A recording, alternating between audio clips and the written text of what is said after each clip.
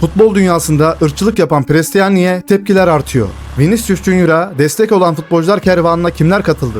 Benfica'nın resmi sayfasında Real Madrid maçı için yapılan afişte ırkçılığa dair detaylar bulundu. Şampiyonlar Ligi'nin en iyi ikilisi hangisi? La Liga'da ayın teknik direktörü kim olacak? Real Madrid'e transfer olabilmek için hikayesinde İspanyolca şarkılar paylaşan futbolcu kim? Barış Alper Yılmaz'a sürpriz bir talip var. Arda Güler'den haberler, Real Madrid'den haberler, hepsi ve daha fazlası bu videoda olacak. Hazırsanız başlayalım. Hepinizin Ramazanı mübarek olsun dostlar. Umarım herkesin tuttuğu oruçlar kabul olur. Günahlarımız varsa da umarım affolur bu aylarda. Barcelona kulübü Ramazan ayında oruç tutacak olan Lamine Yamal'a performansının etkilenmemesi için özel bir beslenme programı hazırladı. AS gazetesinin haberi dostlar. Evet, Barcelona'yı tebrik etmek lazım. Böyle bir şeye hem saygı duyup hem de ona göre bir beslenme programı hazırlamış. Ya kimsenin Müslümanlığını sorgulayamayız ama o Allah'la kendisinin arasında olan bir durumdur. Yani Lamine Yamal'ın inanılmaz hayatını, inanılmaz haberlerini aklıma geldikçe bana biraz garip geliyor dostlar. Bilemiyorum. Yine de eleştirmek bize düşmüyor. Ramazan ayına özel aktif en iyi Müslüman ilk 11 dostlar.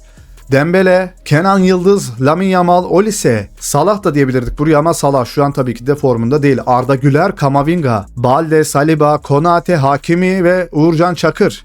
Aklınıza gelen başka bir futbolcu var mı dostlar buraya yazılabilecek? Hakan Çalhanoğlu diyorum ben buraya o zaman. Sizler de 1-2 oyuncu çıkarıp onun yerine 1-2 oyuncu alabilirsiniz. Müslüman olacak ama. Arda Güler bir fotoğrafçıyla diye yazmışlar. Arkadaşlar bizim de çok büyük bir hayalimiz Arda Güler'le buluşmak, İspanya'ya gitmek ya da Türkiye'de bir yerde onunla buluşmak. Bu hayalimize destek olmak istiyorsanız dostlar lütfen videomuza like attıktan sonra kanalımıza abone olmayı unutmayın. Şimdiden çok teşekkürler. Allah'ım inşallah olur ya. Benfica'dan açıklama geldi ırkçılıkla ilgili. Benficalı futbolcu Prestiani'nin sunduğu olayların anlatımını tamamen desteklediğini ve inandığını yinelemektedir. Prestiani'nin kulüp hizmetindeki davranışları her zaman rakiplerine, kurumlara ve Benfica kimliğini tanımlayan ilkelere saygı esasına dayanmıştır. Kulüp, oyuncunun mağduru olduğu karalama kampanyasından dolayı üzüntü duymaktadır. Rui Costa ve Benfica yönetimi oyuncuyu haklı buluyor.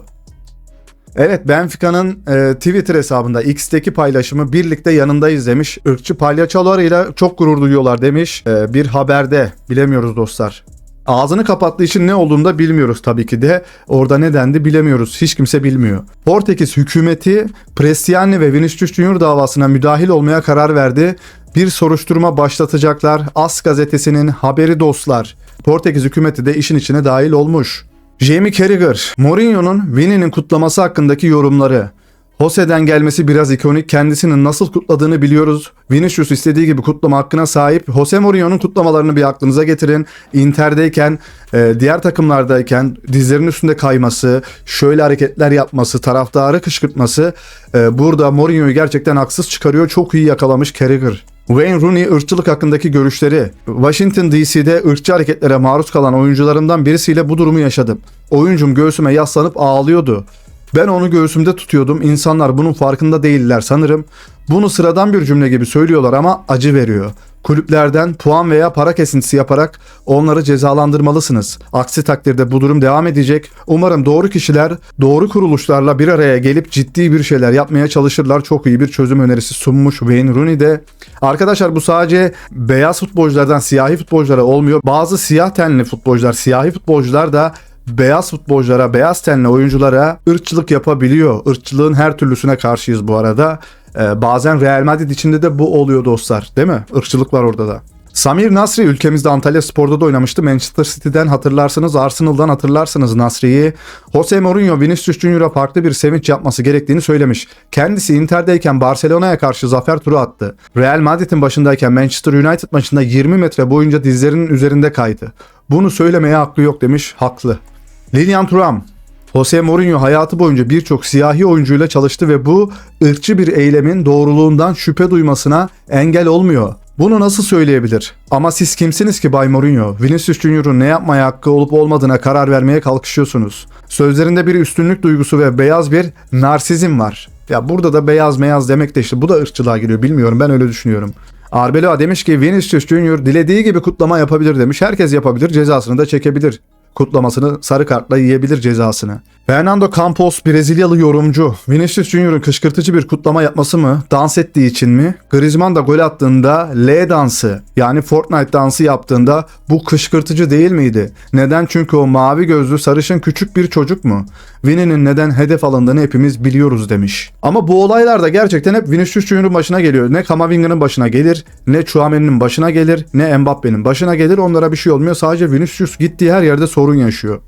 Infantino, Vinicius'u destekliyor. Üzgün ve şoktayım. FIFA Başkanı yaşananları kınayan bir açıklama yayınladı ve gerekli önlemlerin alınmasını ve hesap sorulmasını talep etti. AS gazetesinin haberi manşeti dostlar. Evet, Benficalı taraftarlar maymun sesi çıkarıyor. Vinicius'a karşı bunu yapıyorlar. Irkçılık var.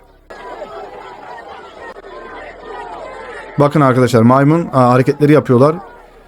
Üzücü yani ya, bilmiyorum, kendinizi bir yerine koyun arkadaşlar.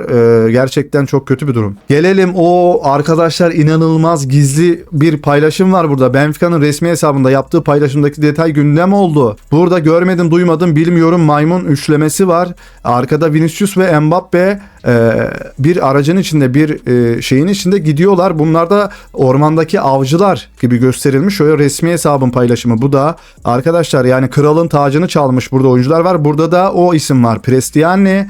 Vinicius Junior'un arkasında Benfica'nın onaylı hesabının yaptığı paylaşımda böyle bir detay varmış. Ne kadar bilinçaltıdır bilmiyoruz. Ne kadar subliminal mesajdır onu da bilmiyoruz dostlar. Ama böyle bir şey paylaşılmış. Sizlerin yorumları nedir bu konuyla alakalı?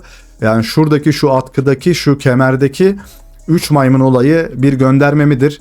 Böyle bir şey olamaz tabii ki de, yani ben imkansız görüyorum ama olayla bağdaştırdığımız zaman gerçekten de bu ne diyorsunuz? Geldik Arda Güler haberlerine. Belli bir İngiliz futbolcunun desteği olmadan bu çocuğun nasıl bir futbolcu olarak geliştiğinden bahsetmenin zamanı geldi demiş. Bu sezon Şampiyonlar Ligi'nde en çok gol pozisyonu yaratan ikili 26, Arda Güler 26, Kylian Mbappe. Bu ikili her zaman çok iyi arkadaşlar. En çok gol pozisyonu yaratanlar. Orada burada değil arkadaşlar. Şampiyonlar Ligi'nde en çok gol pozisyonu yaratan ikili.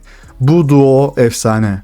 Arda Güler'in Rafa Silva ile yaptığı paylaşım. Arda Güler kendi Instagram'ından Rafa Silva ile fotoğrafını paylaştı ve formada değiştiler sanırım hatırladığım kadarıyla. UEFA'nın bu Benfica maçı gecesindeki yapılan en iyi kurtarışı Arda Güler'in şutunu seçti UEFA. Anthony Trubin Arda'nın köşeye giden topunda yaptığı refleks kurtarışı zirvede. Arkadaşlar birinci sıradaydı bu. Yani bu kurtarış zorlu bir kurtarış olarak gösterilip o gecenin en kritik kurtarışı olarak seçilmiş. Aydın Cingöz. Jorge Jesus zamanında Arda Güler için Barcelona ile anlaşılıyor. Diyorlar ki sen bir sene daha Fenerbahçe'de kalacaksın, bir sonraki sene gideceksin. Jesus gidiyor, İsmail Kartal açıklanıyor.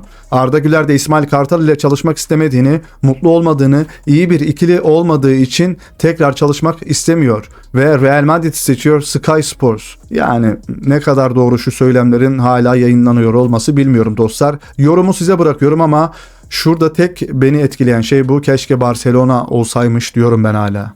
Laporta İspanya'daki hakemler hakkında şunları söylüyor. Biz kötü bir seviyedeyken bizi ezmeye çalışıyorlar. Ve diğerleri Real Madrid kötü bir seviyedeyken onlara yardım ediyorlar. Onlar, Real Madrid oyuncuları, gerçekten yüzmeyi öğrendiler. Profesyoneller gibi havuza atlıyorlar ve işte böyle oluyor. Yani kendilerini yere atıyorlar falan demiş herhalde. Penaltı almalarını eleştirmiş gibi geldi bana. Takım Osasuna ile oynayacağı maç için hazırlıklara başlamak üzere bugün Valdebebas'a dönecek. Evet, bugün idman günü arkadaşlar. Bakalım Real Madrid Osasuna maçında ne yapacak hafta sonu? Rüdiger %100 fitness'ta. Kendini güçlü, özgüvenli ve ilk 11'de oynayabilecek kapasitede hissediyor. Dönüşünden bu yana Real Madrid sadece bir gol yedi. AS gazetesinin haberi, Rüdiger gerçekten çok sağlam bir stoper. Eski günlerine, prime günlerine dönerse inanılmaz bir tehdit olacaktır. Resmi açıklama. Arbeloa La Liga'da ayın teknik direktörü ödülüne aday gösterildi arkadaşlar. Sizce bu ödülü hak ediyor mu? Gerçekten yükselişte giden bir takımı var. Yükselişte giden yönetimi var. Ama yani futbol olarak hala böyle bir kalitesizlik var gibi. Real Madrid yönetim kurulunda Jürgen Klopp'a çok değer veren kişiler var. Şu an için doğrudan görüşmeler veya resmi tekliflerle ilgili herhangi bir gelişme yok. Fabrizio Romano'nun haberi. Yönetim kurulunda Jürgen Klopp'u isteyen bir sürü isim varmış dostlar ama herhangi bir teklif götürülmemiş. Bakalım neler olacak bu gelişmeyle ilgili. Son dakika Thibaut Courtois, Le Mans FC'nin yeni sahibi olduğu Fransız bir takımdı sanırım, onu almış. Baba bu paralar takım bile aldırıyor adamları. Trent Alexander-Arnold Liverpool'a sansasyonel bir dönüşe bir adım daha yaklaştı. Son gelişmeler ve Real Madrid'deki Şampiyonlar Ligi draması göz önünde alındığında Arnold bu yaz başlarında Anfield'a geri dönebilir. Mirror gazetesine göre Liverpool'un oyuncuyu satın almak isteyip istemediği konusunda henüz bir resmi açıklama yapmamış olmasına rağmen oyuncunun kırmızılara geri dönme olasılığı giderek artıyor. Mirror'ın haberi arkadaşlar. Szoboszlai Bad Bunny dinleyerek İspanyolcasını şimdiden çalışmaya başladı. Evet, Dominik Szoboszlai arkadaşlar İspanyol parçalarla story atmaya başladı. Real Madrid'e göz kırpıyor. Hoşnut olduğum bir transfer değil, Arda'ya söylediği sözlerden ötürü. Trent Alexander-Arnold sakatlığından sonra çok motive bir şekilde geri döndü. İnanılmaz bir performans sergiliyor ve Real Madrid'e çok şey katıyor. Dostlar, Trent Alexander-Arnold böyle bir dua ederken fotoğrafı vardı. Arkadaşlar Müslüman mı bu bilmiyorum ama Hristiyanların böyle bir dua etme şekli yok diye biliyorum. Gerçekten şu konuyla alakalı bir bilgisi olan varsa yorumlar kısmına yazsın. Bizleri de bilgilendirsin dostlar. Bilmeyen arkadaşlarımız da vardır. Yani şöyle bir dua ben görmedim öteki taraftan. Kurban Kurbanov. Başta Okan Hoca olmak üzere Galatasaray'ı ve bütün Galatasaraylıları tebrik ediyorum. Juventus galibiyetinden çok keyif aldık. Galibiyet önemli ama iyi oyun ve iyi bir karakter göstererek kazanmak da çok önemli. Tekrardan tebrikler Galatasaray demiş. Onlar da Newcastle'a sanırım 6-1 kaybettiler dostlar. Üzücü. Victor Osimhen. İnsanlar beni Galatasaray'da kollarını açarak karşıladı. Bu his paradan daha değerli ama parayı da çok fazla alıyorsun. İnanmıyorsan git Van Dijk'a sor. İnanmazsan git dayıya sor demiş. Liverpool'la oynadığımız Şampiyonlar Ligi maçından sonra onunla konuşuyordum. Bana adamın bu nasıl bir atmosfer dedi böyle. Ben de ona kardeşim dürüst olayım, buraya hiç gelmemiş olsaydım ve biri bana bunu anlatıyor olsaydı buna inanmazdım dedim. Evet, böyle bir anısı olmuş. Galatasaray Juventus'u 5-2 yeniyor. Juventus taraftarı ağlıyor. Sonra Bodo Inter'i 3-1 yeniyor ve Juventus taraftarı ağlarken gülüyor abi. Juventus'un sportif direktörü Cellini. Barış'ı hayranlıkla izledim. İtiyorsun, çekiyorsun, kesinlikle yıkılmıyor. Böyle güçlü oyuncular kolay bulunmuyor. Tam İtalyan ligine uygun bir futbolcu. Juventus olarak ona talip olmalıyız. Sabahın haberi. Yani ne kadar doğru bir haberdir bilmiyorum dostlar ama Juventus oyuncağı kaliteye sahip mi? Kesinlikle oynar Juventus'ta. Düşsene, solda Kenan, sağda Barış Alper. Efsane olabilir Juventus için. Juventus Kenan Yıldız'ı Como maçında dinlendirerek Galatasaray karşılaşmasına saklamayı planlıyor. Tuttosport'un haberi. Yani dinlensin abi ama Como'da sıkıntı. Galatasaray U17 oyuncusu Necati Oğulcan Yençel Beşiktaş'a attığı gol sonrası Kenan Yıldız'ın gol sevincini yaptı. İşte ikon olmak böyle bir şey. Gençlere ikon oluyorsunuz, gençlere örnek oluyorsunuz. Bu gol sevinci bile çok önemli Kenan Yıldız için. Brezilya milli takım teknik direktörü Carlo Ancelotti'nin Gabriel Sara'nın Juventus maçında gösterdiği performanstan çok etkilendiği öğrenildi. Sakatlıklar nedeniyle kadroda bazı değişiklikler yapmayı planladığı bilinen İtalyan teknik direktörün Gabriel Sara'yı milli takıma davet edebileceği öne sürüldü. Zannetmiyorum arkadaşlar, yani bilemiyorum, tabii ki de olabilir de Sara hak ediyor mu? Son oynadığı oyunla kesinlikle hak ediyor milli takımı. Gabriel Sara Şampiyonlar Ligi'nde haftanın takımında yer aldı. SofaScore'a göre Gabriel Sara da burada dostlar orta sahada 9.6'lık ratingiyle burada olmuş. Diego Simeone Şampiyonlar Ligi'nde kuradan çekebileceğimiz en zor rakibe karşı iyi bir performans sergiledik. Sanırım 3-3 kaldılar Kulüp Brugge'de dostlar. Don't tap. Arkadaşlar milli takımımızın gol sevinci hangisini daha çok seviyorsunuz? Yorumlar kısmına yazın. Şöyle yapınca da değişiyor. Arda Güler, Kenan Yıldız, Hakan Çalhanoğlu, Kerem Aktürkoğlu. Valla ben Arda Güler ve Kenan Yıldız'ı seçiyorum. Hakan'ın gol sevinci de gayet güzel benim bitirişimle beraber. O zaman bitirelim videoyu, ne dersiniz? Evet, bir videomuzun daha sonuna geldik. Videomuza like attıktan sonra hype haklarını kullanmayı unutma. Hype nereden atılıyor? Like attığın satırın hemen sağında hype yazıyor. Ona tıklayarak hype kullanabiliyorsun 3 kez. Ve kanalımıza abone olduktan sonra lütfen ama lütfen bildirim zilini açmayı unutma. Kendine de çok iyi bak. Hoşça kal. Hakan Çalhanoğlu.